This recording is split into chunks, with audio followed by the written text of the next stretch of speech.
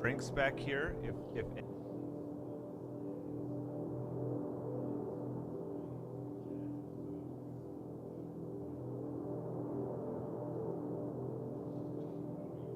So I think Teresa will probably use this, be my guess. I'm talking into it. Like her? No, not exactly. But we do have a similar volume. And so this may at least get you in the ballpark. My name is not Teresa. My name is Chris. I do not have Teresa's voice, height, or hair. But in a pinch, I can fill in for a sound check. How do you guys feel about? Did I do good? Can you still hear me? I didn't do good? I didn't do well? Never. Yo. Yeah. Well, in theory, it's working again. It can definitely be a little, but it's still working. So I should be okay.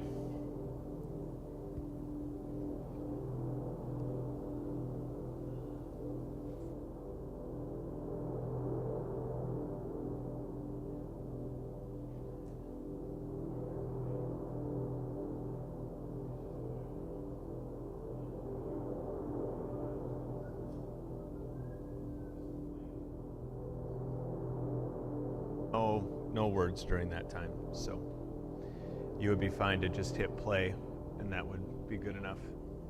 I'm gonna go grab the other one too.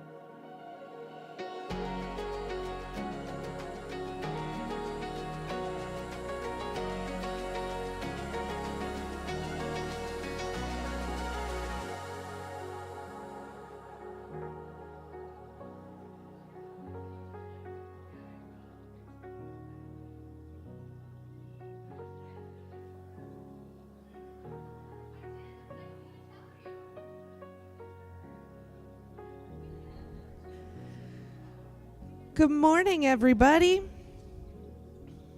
Those of you who made it here on Time Change Sunday, kudos to you. I should have gotten you prizes. I should start throwing chocolate out to you. You deserve it. Please. You want me to go to the store like in the next half an hour and get chocolate? All right. Ruby has requested. I will find you chocolate, I promise. It is good to be together today. Today is the first Sunday of Lent, which is this time period leading up to Easter that the church has historically kind of set aside to do a couple of different things. So that starts today. We have some really great resources that we've been using over the last few years.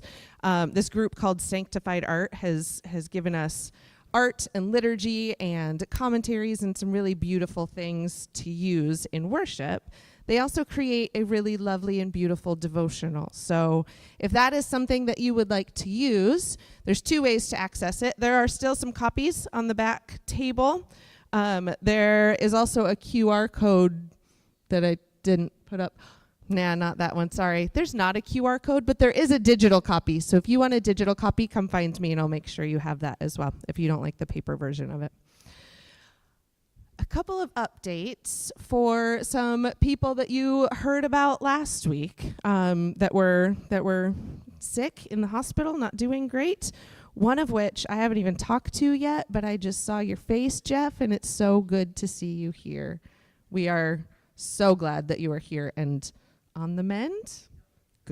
Good. Feeling good, on the mend. We like those words. That's good. We're glad you're here with us this morning as well, too. Merrick Remtema, you may remember last week we talked about he was in the hospital with pneumonia. After a 9-day stay in the hospital, he finally got to come home this week, so he is also on the mend. So good news to share with all of you this morning about a couple of people there. So wanted to pass along those updates as well.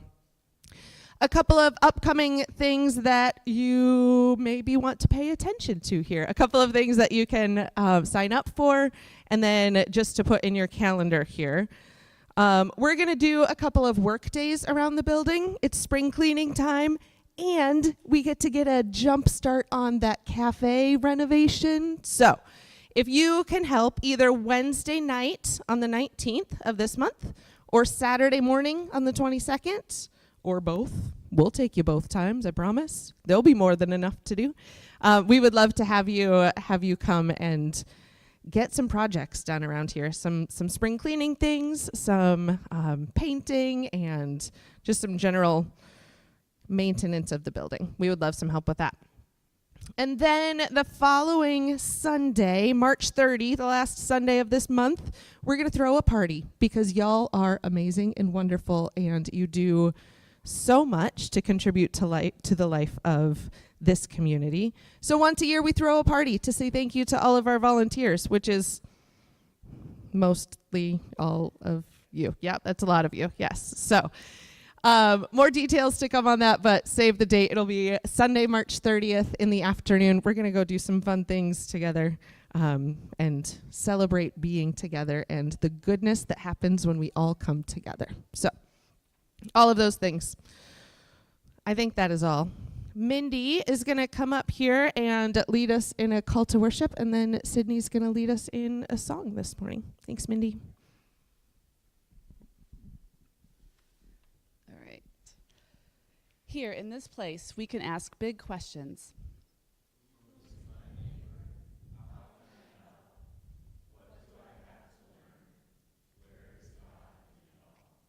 Here in this place, we can ask big questions. So may we listen, may we learn, may we stay curious, and may we look for God. This is our invitation to lean in. Let us worship our holy God. You may stand and join us for singing.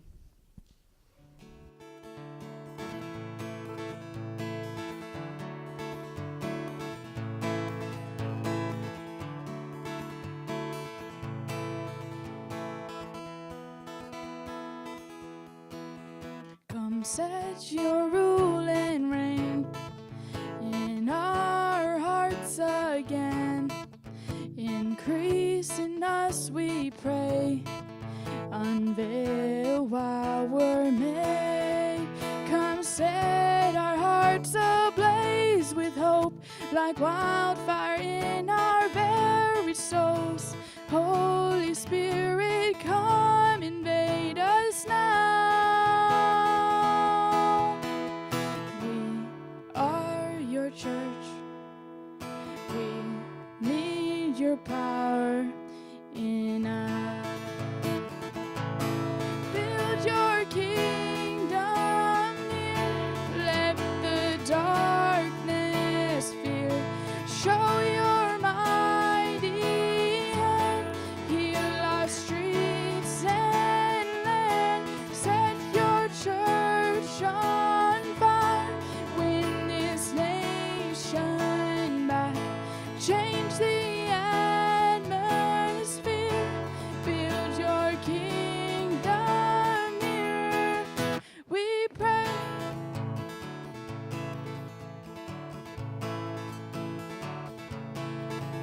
We seek your kingdom first. We hunger and we thirst. Refuse to waste our lives. For you're our joy and pride. To see the captives' hearts released. The hurt, the sick, the poor at peace. We lay down our lives for heaven's cause. We are your church. We pray, revive this earth. Build your kingdom here. Let the darkness fear. Show your mighty hand. Heal our streets and land. Set your church on fire. Win this nation back. Change the atmosphere. Build your kingdom here. We pray. So now I'm just going to keep playing, and you can go and say hi to the people around you, and then we'll come back together and finish the song. So go and find someone you don't know and say hi.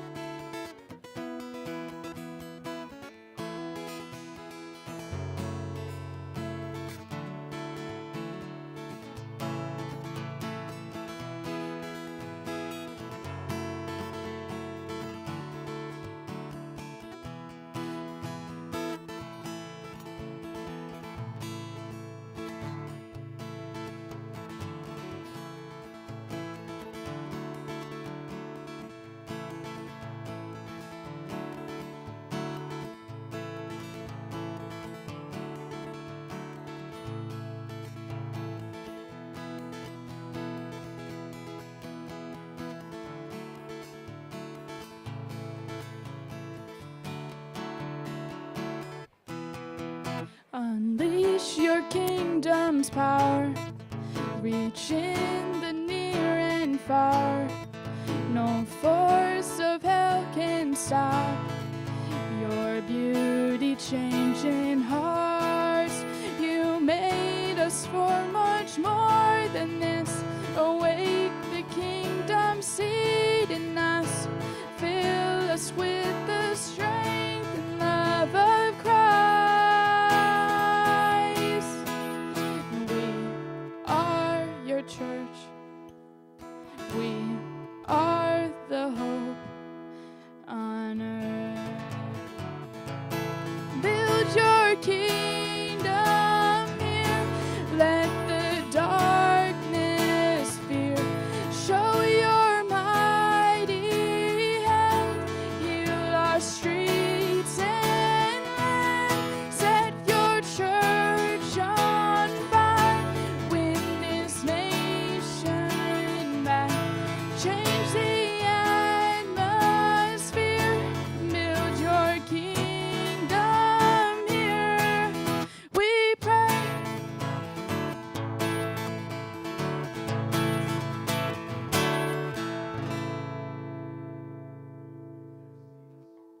Thanks, Sydney.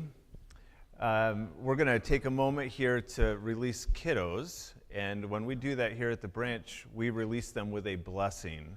And so Bethany is taking those kids, the older kids, Joan's downstairs with the really young ones, if that's needed. And as they go, we speak these words to them every week. So let me invite you to do that with us. May your time together be filled with wonder, joy, and friendship. You are loved. They left, but in spirit, yep. Oh, good.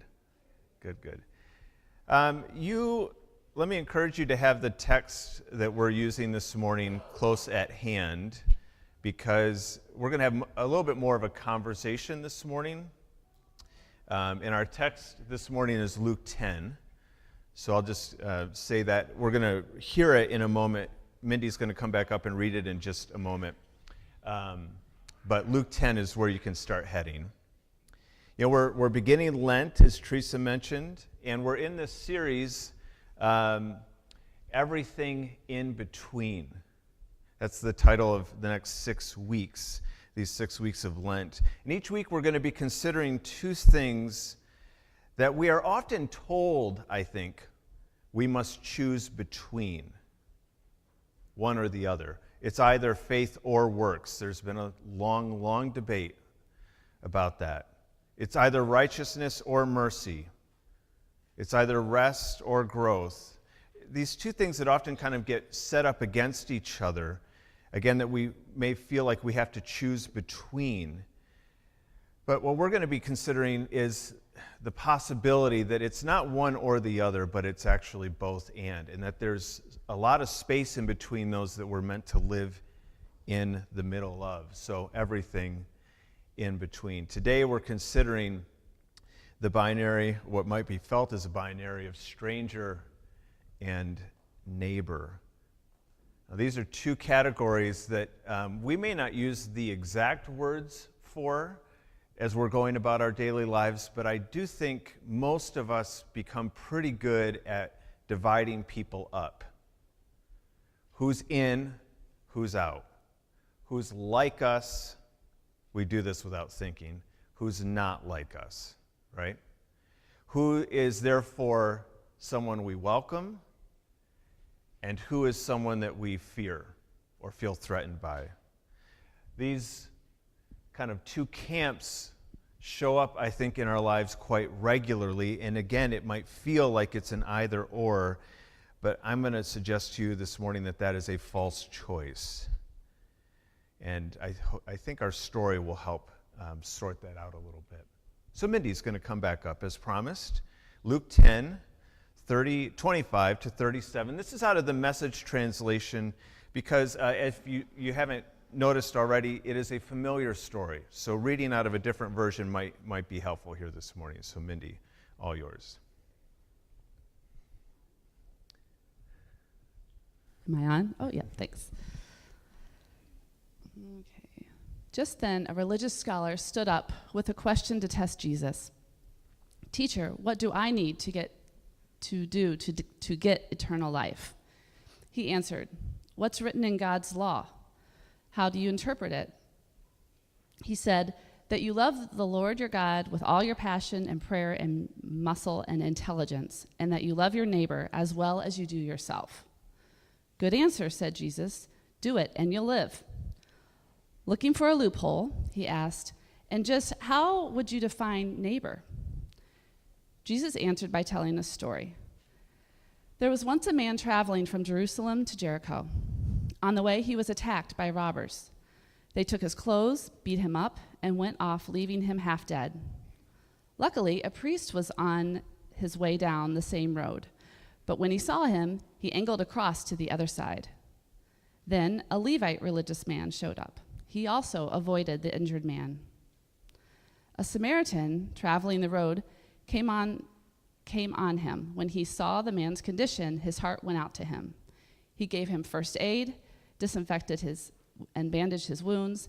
Then he lifted him onto his donkey, led him to an inn, and made him comfortable. In the morning, he took out 2 silver coins and gave them to the innkeeper, saying, take good care of him. If it costs any more, put it on my bill. I'll pay you on my way back. What do you think? Which of the 3 became a neighbor to the man attacked by robbers? The one who treated him kindly, the religious scholar responded. Jesus said, go and do the same. Thanks, Mindy. So this story that we're, again, probably familiar with, even if we don't know the ins and outs of it, this is a story that has made its way into like our popular culture even. It's that well known. It gets prompted, or it arises out of a question that this religious scholar asked. What do I need to do to get eternal life? Which is a pretty good question. It's not a bad question. And Jesus responds with a question of his own. What do you say the law says? How do you read it? And the scholar responds, well, love God and love people. And Jesus says, bingo. So then comes the second question. How would you define neighbor? How would you define stranger? Where's the boundary? This man is asking. Who is in and who is out? And I want you to notice that Jesus does not answer that question.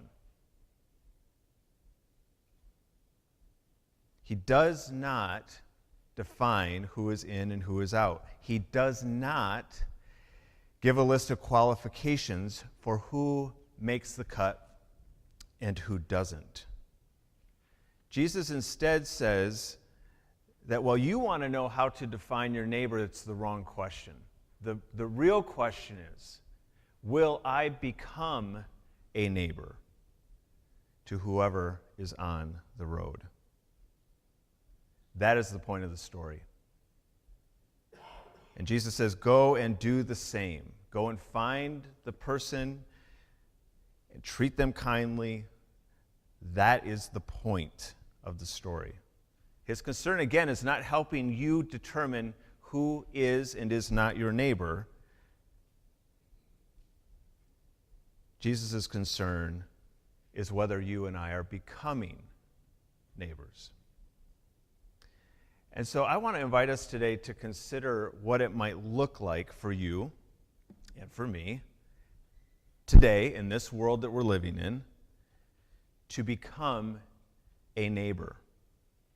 And the way that we're going to go about it is we're going to use this story and the people that are in it as kind of these examples of what it might be like to encounter someone, and then to ask ourselves, how do we become a neighbor to them? So here are the questions for this morning. Who are the people in this story? Are any of them in my life? And what can I do to become a neighbor? And this is where your help is going to be invited and needed. I'm going to ask you and us to have a little bit of a conversation about the people that we encounter in this story, to just kind of briefly check in and ask ourselves, who are the people and what are they like? What do we know about them? And then again, what does it mean to become a neighbor to them? So let's take the first person that we encounter, shall we? You ready to do this? That is the religion scholar. I know he's not in the story, but he's in the text. And because we're using the text maybe a little differently or from a different angle this morning, I felt like he was fair game to look at and to ask, who is this person and what does it mean to become a neighbor to someone like him? So look back at those initial verses if you need to. What do we know? What do we learn? Or what do you just kind of sense might be true about this religion scholar who Jesus encounters in those first verses in this passage? How would you describe him, Mars? He's curious. I like that. Yeah, he has some questions to ask. Good. Yeah, Katie? He's looking for affirmation. He's looking for affirmation. What kind of affirmation are you imagining he's looking for? So I think he just wants to know that, my perspective is that he just wants to know he's checked all the boxes. So affirmation that he's on the right track or that he's right. Yeah, okay. Thanks. Yeah. Concerned about rules. Yeah. You want to say more about that, Dustin? About... Yeah. So kind of adjacent to what Katie's saying, wanting to make sure that he's doing the right things, following the right rules, and rules maybe seem really important to him. Makes sense as a religion scholar. What else about him do we notice in the text? What does it tell us?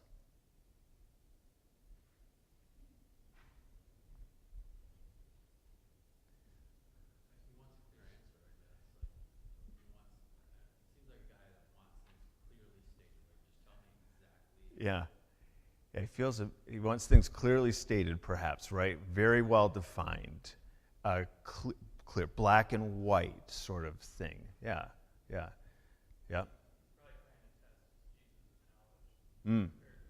That's quite possible. I mean, the text does use different words here in different translations, but this one says that he's testing him. So it is possible that he's trying to maybe figure out if Jesus has got the right stuff, according to his interpretation. Kevin, you had your hand up? Say he's more concerned with the right belief than the right action. Could be. Yep. And he's got the right belief part down. He nails that, Jesus says. Heather? Well, just as a religion scholar, he's coming in with his own, he already has studied or had thought. Yes. Yeah. He's coming in with his own Yeah. stuff. That's right. Yeah, Elliot. I think he suspects there's something off about his own life. Good. Okay. That he's maybe amiss in some way, or he doesn't quite have it figured out and he needs help? Is that what you mean? No, you don't mean that. Good. No, it's like when you know what the right thing to do is, you don't want to. And so I think he's looking for an excuse to act on what. Okay. He knows what the right thing to do is, but doesn't want to do it. We've all been there. And so he's looking maybe for a way out. Yeah. Yeah, the next, I think, one of these, I forget, I think it's here maybe. The way that this translation puts it is that he's looking for a loophole. Right. So that connects to what you're saying. Yeah, looking for a way out of this pretty hard commandment of loving God with every fiber of your being and loving your neighbor as you love yourself. Yep. Good, okay. So that's a lot. That's excellent. I had just a couple of thoughts here, that I kind of read it, and this is the beauty of coming to the text. We all approach the text from different places and with different things happening in our lives and different experience, and so we might read it differently and see things differently. I view him as being quite antagonistic and thinking that he knows better, actually, than Jesus. That that he's trying to, Jesus has quite a lot of people following him. He's got quite a crowd. And if this religion scholar can trip him up in public, it's going to go a long way to upping his cred, his street cred, right? And so maybe he's trying to build himself up in some ways. Those were a couple thoughts I had, and then all the things that you guys said. Here's my question to you. Do you know anyone, is anyone in your life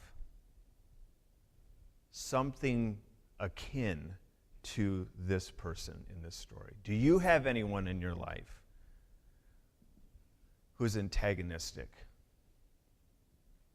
Do you have anyone in your life who is trying to find the right answers, as someone said? Do you have anyone in your life who is super like, I've got to nail things down black and white? Do you have anyone in your life that's like this religion scholar? And if you do, what might it mean to become a neighbor to them? I'll offer this, what might be required of us. Because this is, I think, what Jesus does with him. He holds curious, respectful, and honest space for the stranger. I called him an arrogant punk, but so you can see where I'm coming at from this.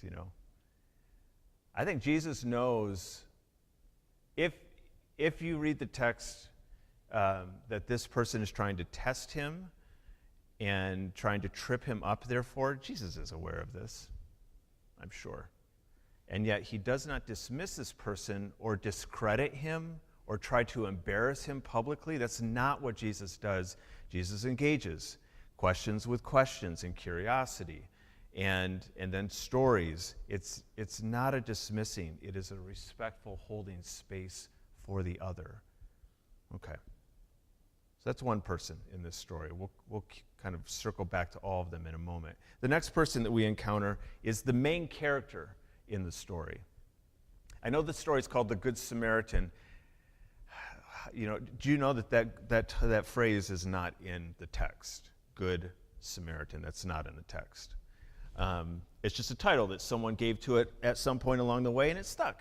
And so that's now how we talk about this text. This text could easily have been titled, the story could have been titled, The Wounded Traveler. This guy's actually the main character because Jesus' audience that's hearing him are Jewish people. This person, this wounded traveler, is Jewish as well. This is the one that they would have identified with. So, do you have a wounded traveler in your life? And what does it look like to become a neighbor about them? I've said a couple of things about who this person is, but what else does the text tell us about this individual?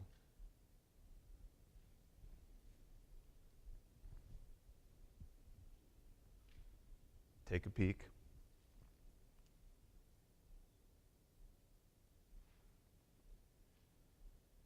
What do we know about them?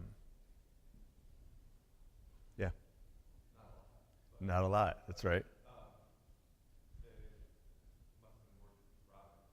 Oh, it must have been worth robbing. He had something to offer. Yeah. He was alone. Yeah, traveling alone. Yep. So, I think you could maybe extend that and say vulnerable, right? In a vulnerable kind of place because he was alone. Yeah.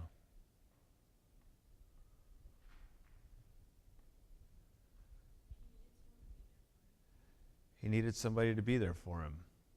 Yep. He did. I think to that point, Elena, he's not just robbed. It's not just that his wallet's taken. He's stripped of his clothes. Those are valuable. And really left for dead. If someone doesn't come and help him, he's likely to die. This Jericho road is not a road like you and I know roads. It's a footpath.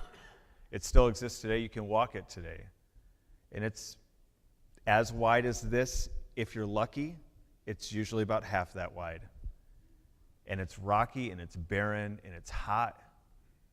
And If you're alone, you're in trouble. Yep. Yeah, Mars.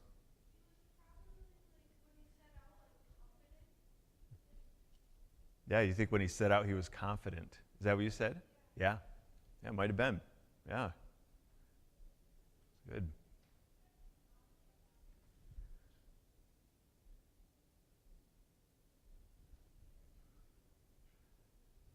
So the wounded travelers, hurt and alone. We'll get to this in just a second, of course, ignored by their people. So what might be required of us? Well, we see, I think we know what's required when we come across people in our lives who are wounded. It requires courage and sacrifice and kindness, to name just a few things that are needed. So my question to you is the same. These are going to be the same questions. Do you have a wounded traveler in your life?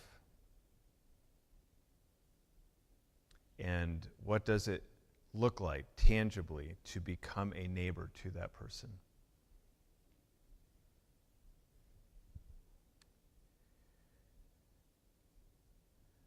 The next people we encounter are the priest and the Levite. What do we know about these folks? It's not much again, so this will be a little bit faster. But Sydney, what do we know?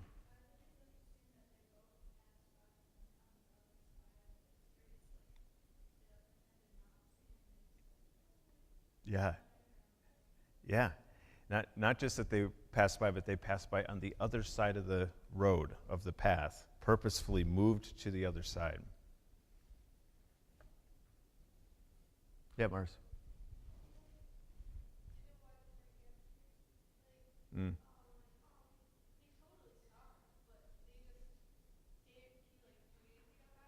Yeah.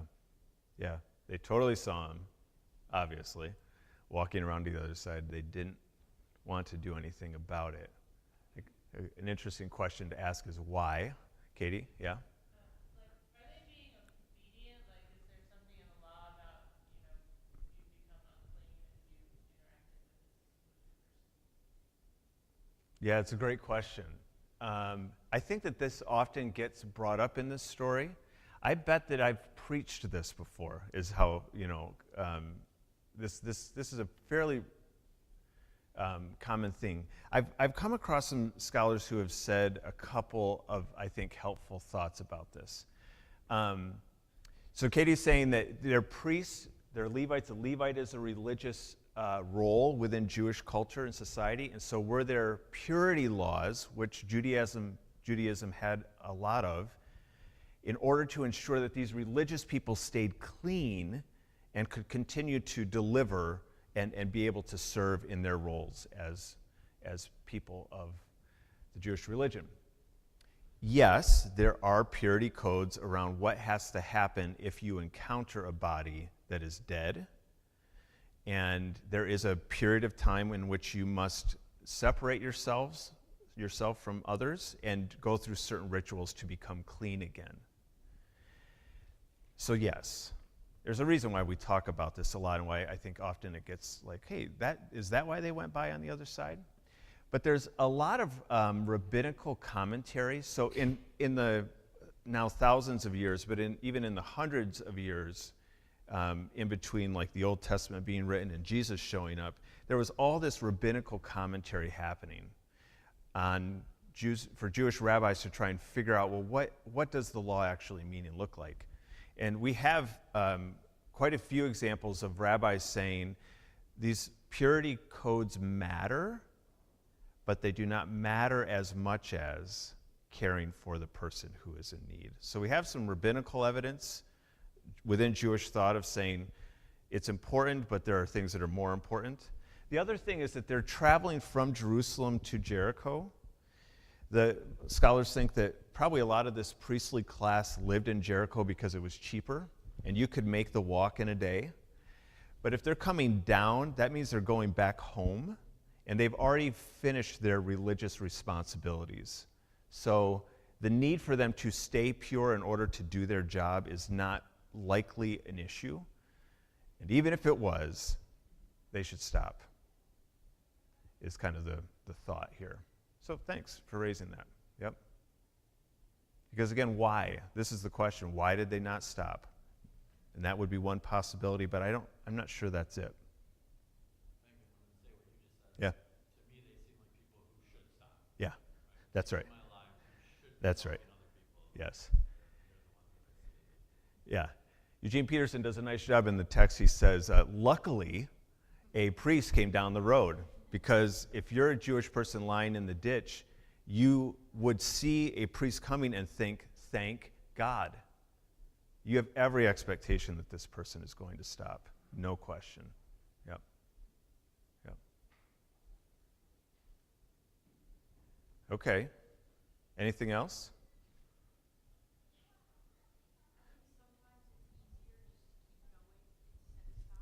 Thank you. Yeah. Yeah. Yeah. Thanks for naming what is true, and even though it's like maybe feels so obvious, but it is not easy to stop and help someone. And who here has not had an opportunity to help someone and not done it because, I don't know, we were busy, we had somewhere else to go, we were wondering what it would take, I mean, all sorts of things, right? It is not easy. Yep. I'm sure they have a cell phone too. Yep. Hey, can someone 911? Yeah. Okay. So do you have someone like this in your life?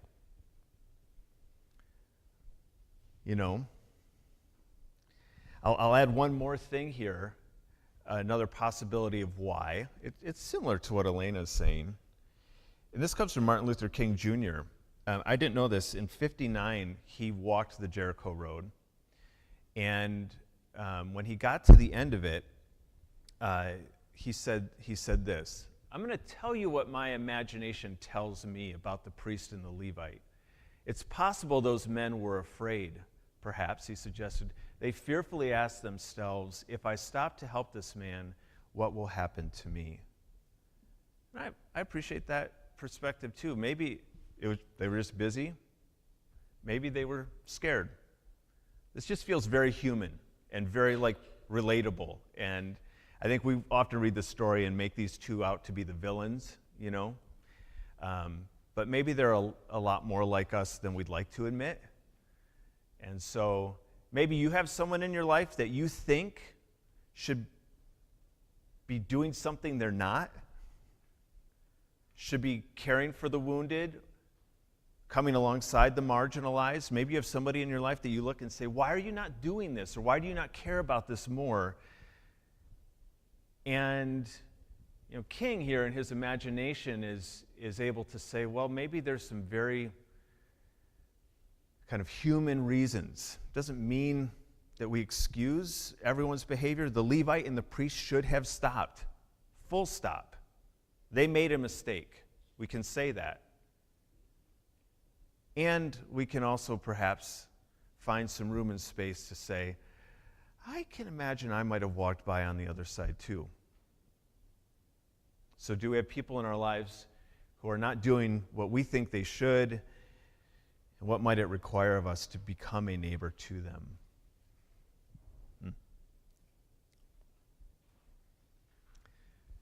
And then the last person we'll talk about for now is the Samaritan. And this person, again, when we read this story, we usually think about how should we be like the Samaritan? That's good. You should do that and you should think about that, just not now. What I want you to think about instead is, do you have any Samaritans in your life? So what's going on here with Samaritans and Jews? Why is the Samaritan such a surprising person? He would have been the last person that Jesus' listeners would have thought would stop. Why? What do we know? What do we know about that Jewish and Samaritan dynamic?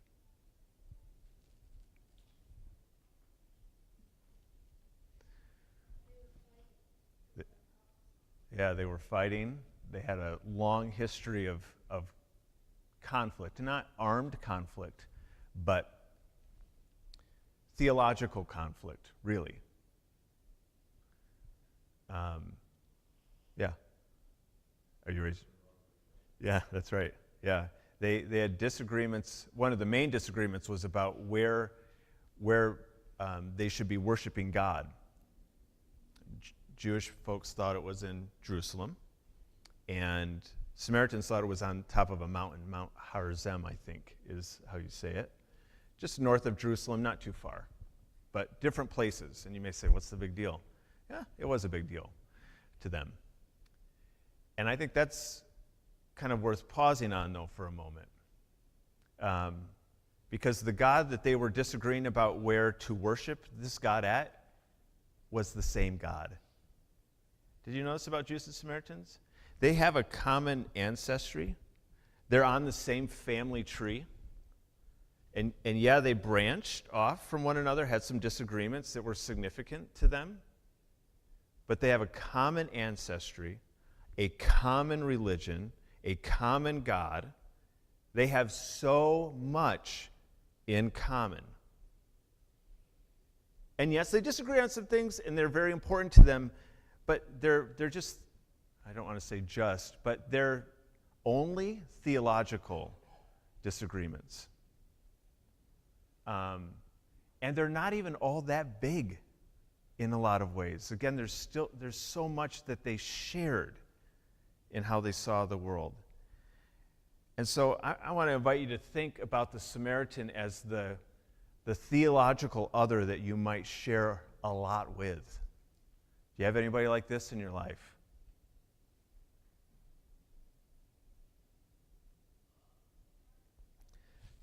Maybe a person in your life who comes from the same family tree, literally.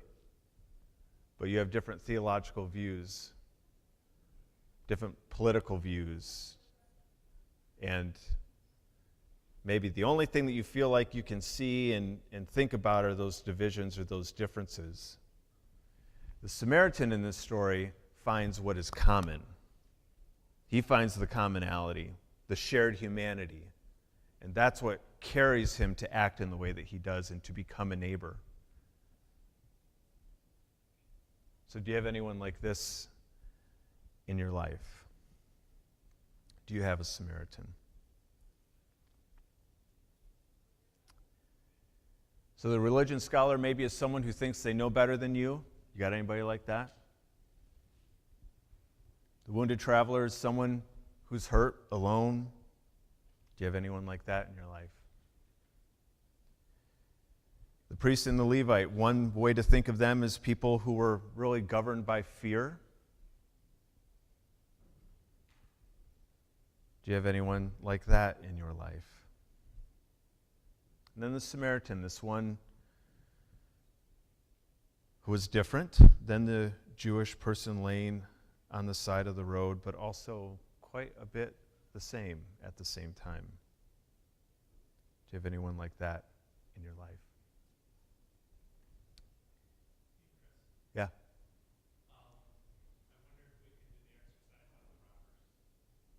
On the robbers. Thanks, Nate. Yeah, let's do it. So Nate's pointing out the other characters in the story who get mentioned with a word. It's really why I didn't think much about them, to be honest. And I probably didn't think much about them because they're the bad guys again. And we don't pay attention to bad folk, right? What could they teach us? So let's do it. What do we think about these robbers? The text doesn't tell us probably much in terms of what it actually spells out in words, but this is where we have to use our imaginations just in the way that King did. Marge, you want to get us started?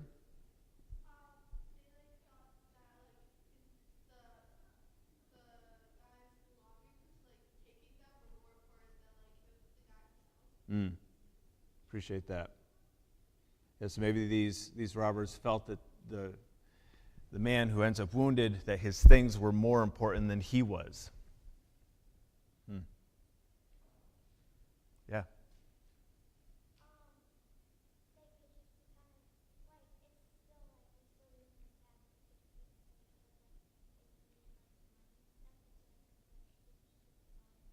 Oh, good. Yeah. So Paige is inviting us to acknowledge that what they did was harmful and not good, but to wonder if perhaps they felt that they didn't have a choice, and again, to choose a different way would have been better, but I appreciate that page. A curiosity about their motive and maybe what was happening for them. Yeah, Sydney. Yeah. Yeah. It is. Yeah, Sydney's just saying it's hard to imagine folks who would be willing to not just rob someone, but leave them half dead. Yeah. Do you want to say anything more about that?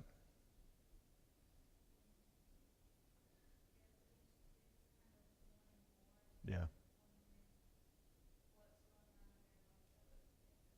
Yeah. It's kind of in a way, it's the gift of not having much said about these folks, is that we have to get curious. Yeah. And that's probably a really good thing for us to take into our lives when we encounter people who are doing things we don't understand, is to be curious. I think we can become so worried about that then excusing. It's as if we're excusing behavior. We don't have to do that at the same time. We can both name what is true. What you did to this man traveling on the Jericho road was unjust and unkind and wrong, period. And what's going on that led you to do that? We can be curious at the same time. Both can be possible, I think. Nate, yeah. Also, not only be curious, but also like empathetic. Mm-hmm. We can be like, everyone's like, what's going on in their life? Like maybe we can, obviously it's a horrible thing, but we can realize like there might have been a reason behind it. There might have been, they might have been wrong, or there might have been, Yeah. there's no such that Yeah. think that maybe they were, Curious and empathetic. Appreciate that. Elliot, yeah. And robbery is like a shortcut to a legitimate aim. Yeah, right. And so I think we can also, as we're extending empathy or curiosity, we can also think, where am I taking shortcuts Mm. to legitimate, a legitimate goal, but am I taking shortcuts? Am I hurting someone in the process of pursuing this? It's a great question. Yeah. Just for those online, if this was a shortcut that these robbers were taking to a legitimate need, do we take shortcuts and along the way harm people? It's a good question. Yeah.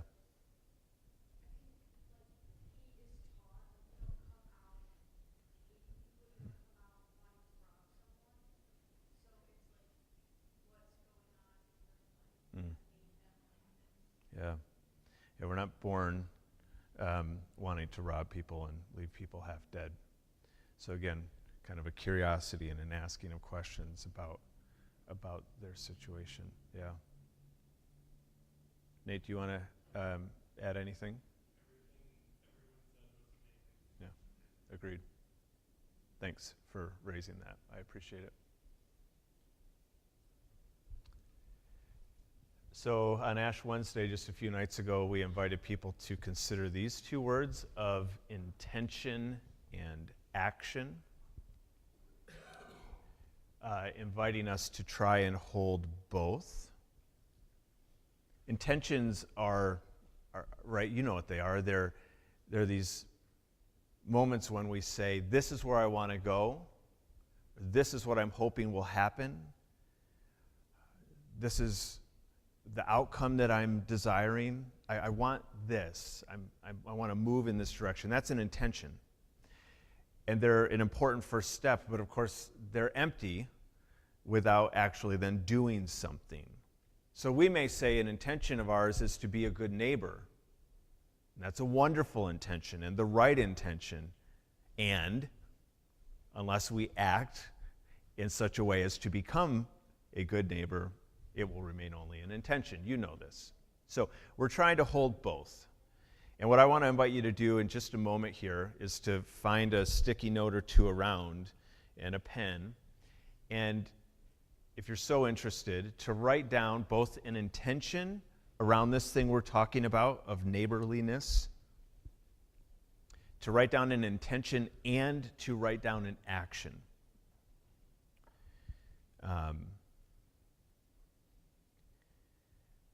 We'll say a few words here together to kind of affirm our commitment to these things, and then we'll have a few minutes for you to write.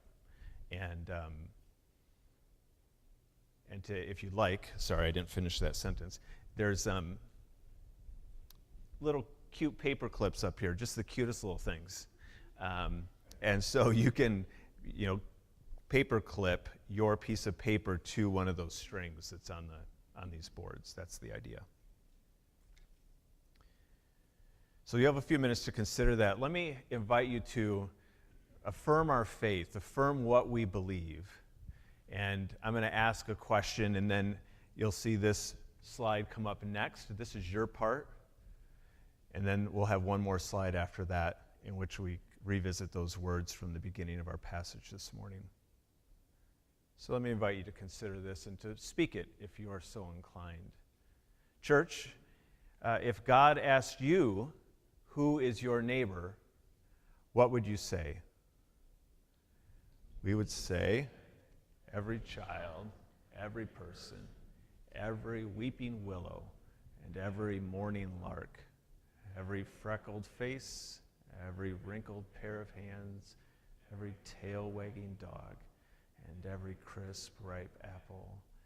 We would say we are connected to one another, to all of God's creation. There are no strangers in God's house. We are all family here. And I think God would delight in that answer, I do. For it is said, you shall love the Lord your God with all your heart, with all your strength, and you shall love your neighbor as yourself. We believe. Help our unbelief. Amen. So let's take a couple minutes here to write and to put up here if we'd like, and then after that we'll move into a story together.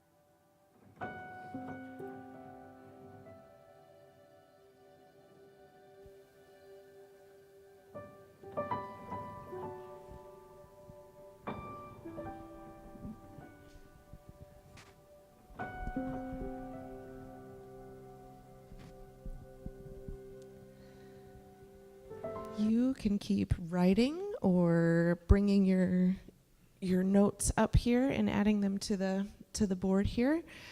While you do, we want to share a story about what being a neighbor might look like. My other job, if you don't know, is to work with a group called the Alger Garfield Neighbors Collaborative, and that group is made up of churches and nonprofits and businesses and schools in this community for the good of the neighborhood. It is about turning strangers into neighbors, right? And to say, if we can do that good work together, then everyone, all of God's creation, like we just spoke, has the chance to flourish. As part of that work, I got connected with a group of people who just started. Also, Alyssa's my next door neighbor, if you don't know that. So Alyssa got connected with a couple of other people and started a group called the Good Neighbors Group. So Alyssa, do you want to tell us a little bit about how that group started? Yeah, so there Real is close. a little closer. Yeah, you Okay. got it. You got it. You can do it. I can do this. I got you. A couple doors down from me is a coworker of mine.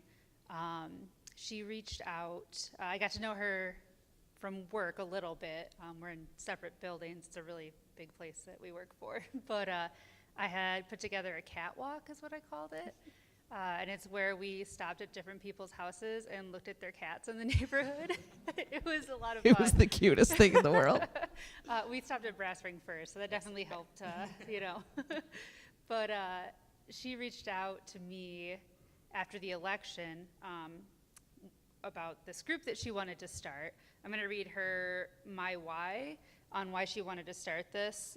She said, after the election, AOC spoke about the importance of knowing your neighbors, building community, and combating the isolation epidemic.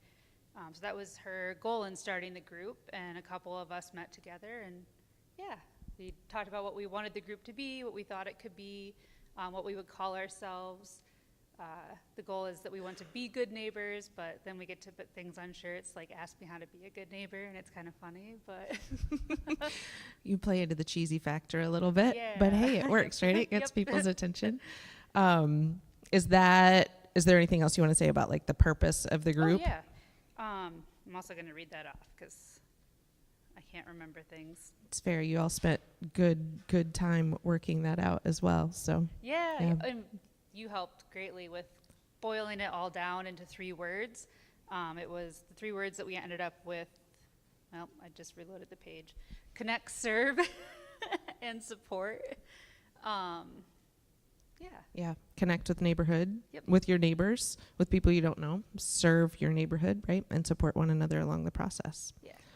All right. So this group started January was the first meeting, right? Yeah. Yep. So they've already had an event and have more plans in the future. So you want to tell Yeah. us about the first thing that you did? And while you do that, there's going to be a picture up here, I think. Maybe. Yep, that Yeah. one. So we got together at Brass Ring. The community It's hub. a This is what it neighborhood, is. yeah. Yes. Brought a bunch of paper and markers, and we made just like notes of kindness and positivity for the Brookside Elementary. Teresa helped us connect with them. The students there were having a really hard time with, I don't know if I'm allowed You want me to fill in? share. Yeah, Okay. they have a large population of refugee and immigrant students, and there was a lot of fear. There is a lot of fear and a lot of unknown and confusion. And then, go to school and take standardized tests. Easy, right? So that was sarcasm, by the way, for those of you who don't know me. So this group did this, and this is in their gym. So the kids and the staff walk by this multiple times a day to notes of encouragement and love from their neighbors. Yeah. So, in a very simple gathering together with markers and paper. Yeah. which is beautiful. All right, what's next? So our next event is going to be building snack packs for the middle school here in Alger. I don't know if I said, it covers both Garfield Park and Alger Heights. We just kind of merged together for everything. But yeah, that's going to be our next. We don't have a date yet. Everything's kind of loose. Yeah. Love it. Dustin, could you put that QR code up here? This will take people to Our where? website. Okay. Yep, and then we also have a Facebook page, but there's more. The website's still being built, but there's a lot of information on there about everything. Yeah, so you'll put stuff about your events upcoming up there. Yeah. And also, what I love about this website is you all have a community events page on there. So there's things like the Women's March to celebrate International Women's Day yesterday, and was on there, and some different community events and city events that you might not be aware of, and government things, that ways you can contact your representatives, and all of that is on there. So this is actually a really great resource that has come together really, really quickly. So thank you to you for all your work on that, and Alyssa's husband Zach built that website, and all the other people who are working. Anything else you want to say, or Yeah. any invitations you want to extend here? So our goal is not to be like overly political, but there's a little bit of it where, yeah, we're going to talk about like asking your representatives questions, or, putting those events out there. And like June, we'll do a Pride event. So while that could be viewed as political, our goal isn't to like exclude anybody. Yeah.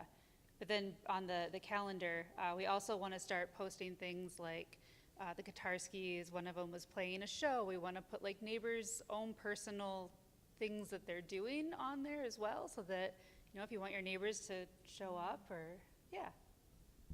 Beautiful. Thank you, Alyssa. Yeah. Can you help me thank Alyssa? It's kind of scary to be up here. Thank you. Stories of good humans just being good humans, and getting to know neighbors, and doing good work in your neighborhood. We're going to turn toward a table here that helps us each week remember our shared humanity and even though there are differences, and there are differences in all of us, that we come together, right? As we get ready to come to the table, I want to read a poem called Never Met a Stranger. The words are not up on your screen here, so I invite you to simply listen and be curious about what you notice when you hear these words. When we talk about God, we say, she's never met a stranger. She makes friends at the airport. She waves to babies in the checkout line. When we talk about God, we say, she'll leave the porch light on. She'll have warm bread in the oven. She'll have all the time in the world. When we talk about God, we say, she'll look you in the eye. She'll love you as you are. She'll call you by your name. When we talk about God, we never have to talk about which side of the road she might walk down. Wherever you are, that's where she'll be.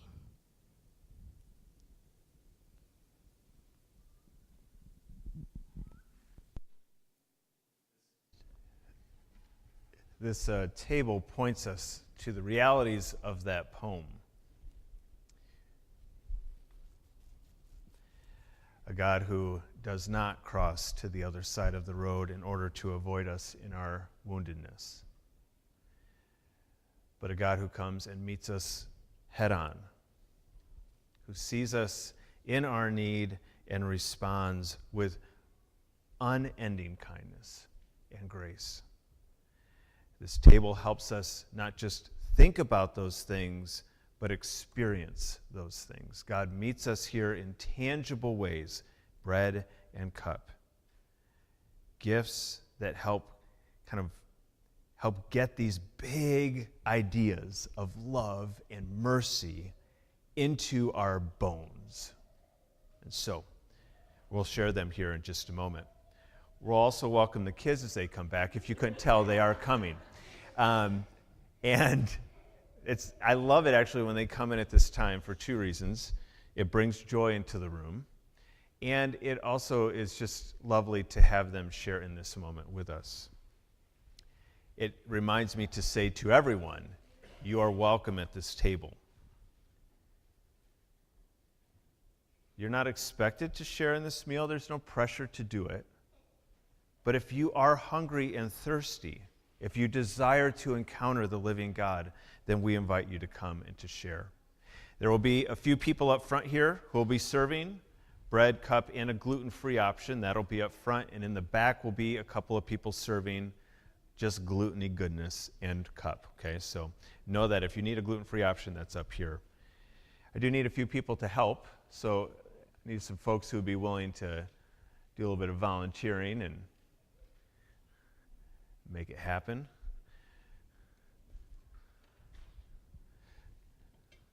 Thank you, sir. I was going to say, Nolan, if there's no one else when I turn around, then you're going to have to perform a lot of impressive tasks. Great. Excellent. Anybody else willing to help this morning? A Verkijk trifecta. Great, thank you. Would you go back with Nolan in the back there? Elliot, are you? Yeah, I mean, I'd love for you to. Absolutely. Friends, these are the gifts of God for you, the people of God. Let's come to the table together.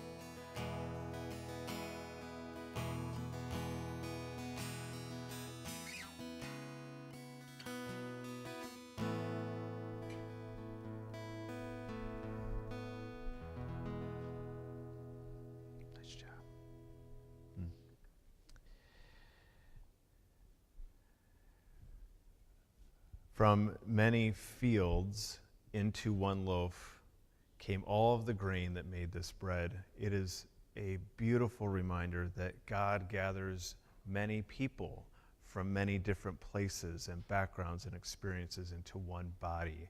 We take and eat remembering that.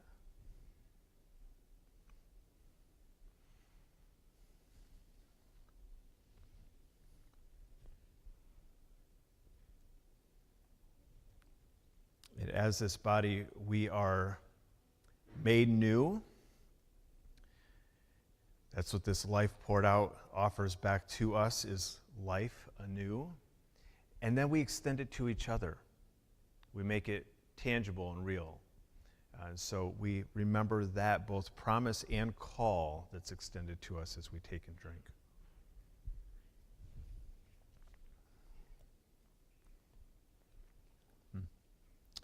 In just a moment, we'll pass a basket around that you can put your cup in. That'll make its way through the rows here in just a moment. But we're going to stand and sing a final song here that Sydney is going to lead us in together.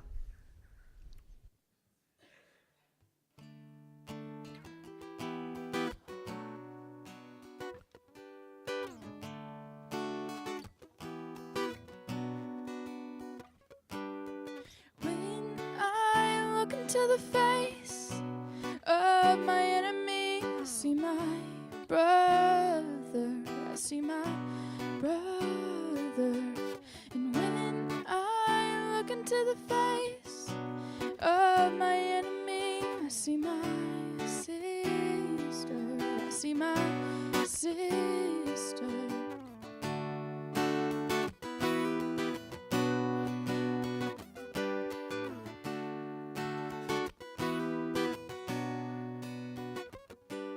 Forgiveness is the calming of our courage, the power to make the peace we long to know. Open up our eyes to see the wounds that bind all of humankind,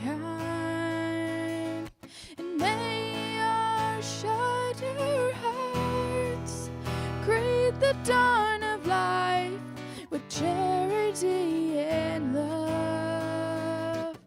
When I look into the face of my enemy, I see my brother. I see my brother. When I look into the face of my enemy, I see my sister. I see my sister.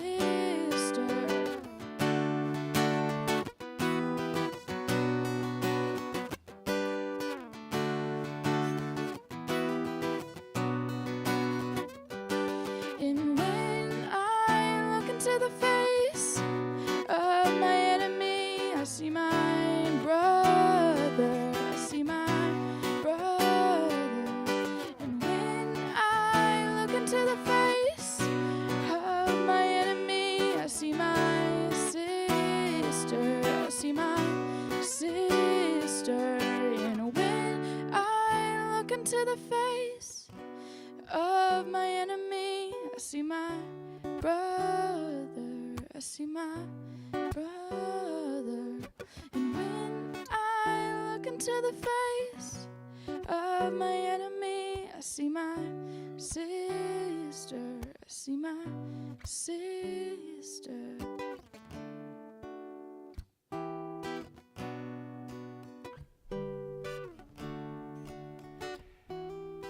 Well, that is a good way to end. It's a good, actually, blessing in a sense to speak over each other as we sing, that your eyes would change this week. You would see new things. But we also had another blessing planned, and so we're going to say these words to each other as well. We're going to speak them as we go from this place. So let me invite you to do that here. Ready? As you leave this place, may you find God in every messy middle. May you know that the world is bigger than two sides.